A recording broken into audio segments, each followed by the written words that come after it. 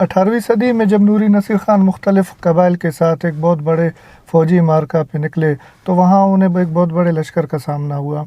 क्योंकि नूरी नसीर ख़ान ख़ुद एक बहादुर हुक्मरान थे, इसलिए वो अपने फ़ौजियों के, अपने सिपाहियों के शाना बशाना लड़ रहे थे, और लड़ते लड़ते वो इतना आगे चले गए कि दुश्मन की सिफ़ों में शामिल हो गए। और वहाँ बहादुरी से लड़ते लड़ते एक दुश्मन की तलवार उनके घोड़े को लगी। जब वो तलवार उनके घोड़े को लगी तो वो ज़मीन पे गिर गए और उनकी जो दस्तार है वो खुल गई। दस्तार खुलने के बाद उनके जो घने लंबे बलोची बाल थे वो बिखर के उनके कंधों पे चले गए। क्योंकि जिन दुश्मनों के साथ उनकी उस वक्त लड़ाई चल रही थी, क्योंकि उनमें भी लंबे बाल और बिल्कुल इसी तरह के गेटअप का रस्म व रिवाज था जिस तरह उस वक्त नूरी नसीर ख़ान ने रखी हुई थी।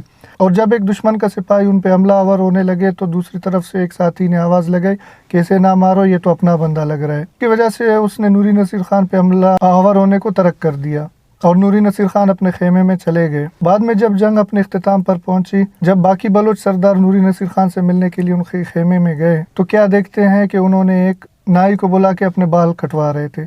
तो सारे बलोच सरदार तहज्जुब में चले गए, क्योंकि उस वक़्त तक जो बलोच कबाइल में रस्म व रिवाज थी कि जो मर्द हजरात थे वो अपने बाल बिल्कुल नहीं कटवाते थे, बचपन से लेकर जवानी तक वो लंबे घने बाल रखते थे। क्योंकि उस वक्त का हुक्मरान जब ये करने लगा था तो सारे लोग हैरान हो गए कि एक हुक्मरान अपने कौम की सकाफत कैसे भूल सकता है।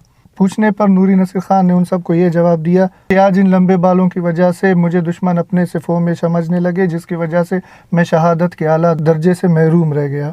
लिहाजा आज के बाद ये लंबे बाल मुझ पे हराम है। ये सुनकर जितने भी वहाँ बलोच सरदार खड़े थे उन्होंने भी ये फ़ैसला कर लिया कि वो भी आज के बाद लंबे बाल नहीं रखेंगे। इस वाक़े को करीबन 250 से 300 साल गुजर चुके हैं और आज तकरीबन तमाम कबाइल में लंबे बाल रखने की रस्म ख़त्म हो चुकी है। कोई इक्का दुक्का आपको कोई फ़ैशन के हद तक नज़र आए कि किसी ने लड़के ने लंबे बाल रखे हो, लेकिन अक्सर आप जब लोगों से मिलेंगे तो आपको 99% लोगों के बाल जो है ना वो छोटे नज़र आएंगे। अब इस वाक़े के बाद मैं ये सोचने लगा कि अगर नूरी नसीर ख़ान आज के दौर में होते और इस तरह अपने एक ऐसे सख्त रस्म की खिलाफ वर्जी कर रहे होते जिसको तोड़ना जो है ना एक ऐब समझा जाता था, आज क्या होता। ये सारे सोशल मीडिया के सुरमा शायरों के ख़िलाफ़ ट्रेंड चला रहे होते, ट्विटर पे, फेसबुक पे या दूसरे प्लेटफॉर्म्स पे।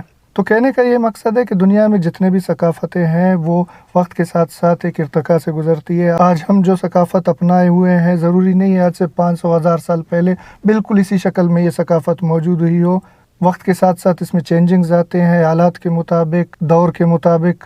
तो आज के वीडियो का मकसद सकाफ़ती इर्तिका के मुतालिक लोगों को आगाह करने का है। इंशाल्लाह इस वीडियो के अगले पार्ट में मैं बताऊंगा कि सकाफ़त की डेफिनेशन क्या है, सोशियोलॉजी में या दूसरे साइंसेस में हम सकाफ़त किसको कहते हैं और इसकी इर्तिका कैसी होती है और कैसे कैसे वक्त के साथ साथ इनमें क्या क्या तब्दीलियाँ आते हैं। वो कोशिश करूँगा अगली पार्ट में इस पूरे सब्जेक्ट को कवर करने की। शुक्रिया।